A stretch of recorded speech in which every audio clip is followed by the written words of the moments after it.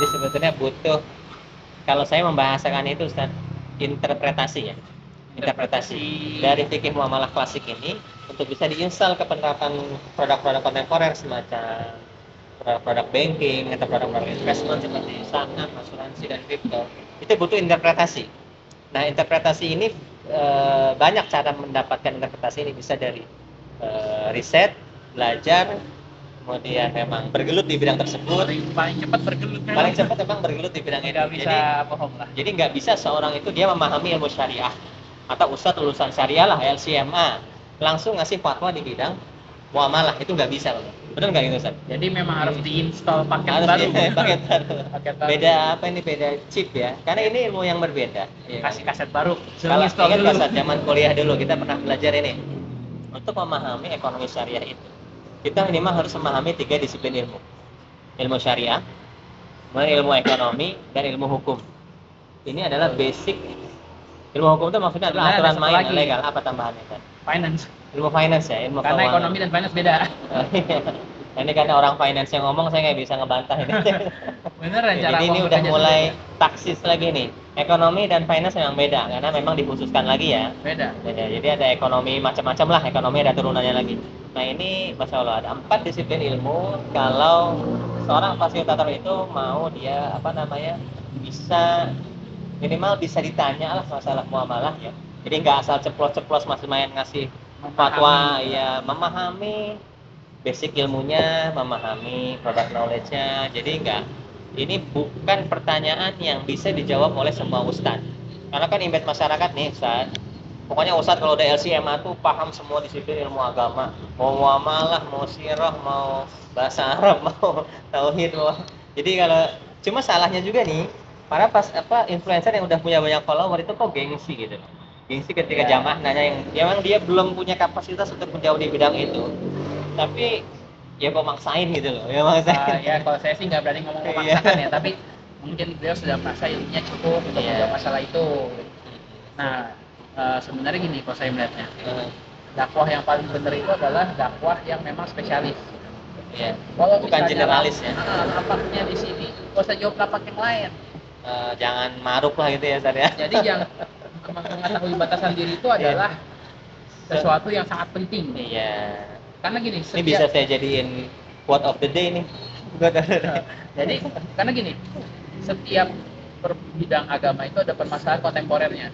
Iya. Ya jangankan bidang agama, Ustaz, bidang sains saja juga apalagi. Misalnya nih ya. Dokter aja begitu. Nah, misalnya muamalah, misalnya kita bicara umum syariah secara khusus ya. Akidah itu menghadapi permasalahan baru sekarang, misalnya seperti sekuler, seperti stoicism kontemporer, terus juga pemikiran-pemikiran pemikiran LGBT, pemikiran neo-ateism, pemikiran seperti itu. Lalu bisa kita ke ilmu parenting Islam. Jadi orang tua tahun 80 sama sekarang beda.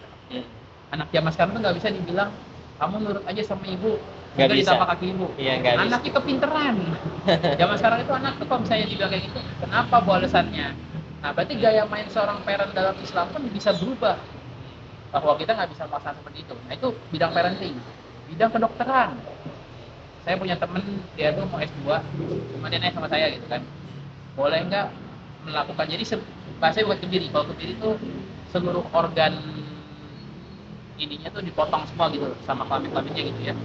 Ini tuh dia ada potong organ di mana yang dipotong tuh hanya produksi spermanya, tapi jadi ketika dia melakukan hubungan nih berjima itu keluar airnya tapi nggak ada spermanya. Terus itu namanya ini apa sih namanya? Vasektomi ya? Vasektomi. Nah, dia nanya apa hukumnya motong vasektomi dalam operasi? Iya. Terus saya bilang, mohon maaf jangan tanya saya ya Pak ya. Saya bukan dokter Pak, ibu saya dokter, saya bukan gitu ya. Saya nggak paham, mendingan tanya sama ustadz yang punya background pendidikan dokter deh. Cari sendiri ustadznya. Itu kedokteran. Nanti misalnya ada bidang apa lagi? Bidang ini bidang teknologi beda lagi misalnya. Bidang muamalah beda lagi. Nanti misalnya ada lagi fikih jinayat atau fikih apa, itu beda lagi. Waris beda lagi. Nah ini kasus menarik nih, waris. Ini mungkin tambahan ya, ekstra. Salah satu yang menarik itu adalah tadi kita sedang bermeeting dengan salah seorang yang bermain di asuransi. Ya, kayak Nah, asuransi. klaim asuransi setelah si mayit wafat itu adalah harta waris Dia asuransi jiwa ya konteksnya ya. jiwa. Asuransi jiwa, oke. Nah itu saya dulu berdiskusi dengan salah satu ustadz, saya ngejelasin pandangan saya, ustadz itu nggak begitu paham, tapi poinnya seperti ini. Apakah hasil klaim asuransi jiwa itu adalah milik si beneficiary yang sudah diakadkan sebelumnya, atau itu sebenarnya harta waris? Atau waris. Saya berpendapatnya adalah bahwa itu hak beneficiary dan itu bukan harta si Itu adalah pewaris. dana hibah ya. Itu dihibahkan dari sunduknya, Dari sunduk. dari kelolaan dana takaful, Iya. dihibahkan secara langsung ke si benef atas Iya. perintah si mayit, Oke. sehingga dia tidak pernah masuk ke zimah si Semacam mayit. cek hibah dong Ustaz. Sebenarnya gini, Cek hibah. hibah yang bersyarat, Iya, jadi cek bukan hibah syarat ya.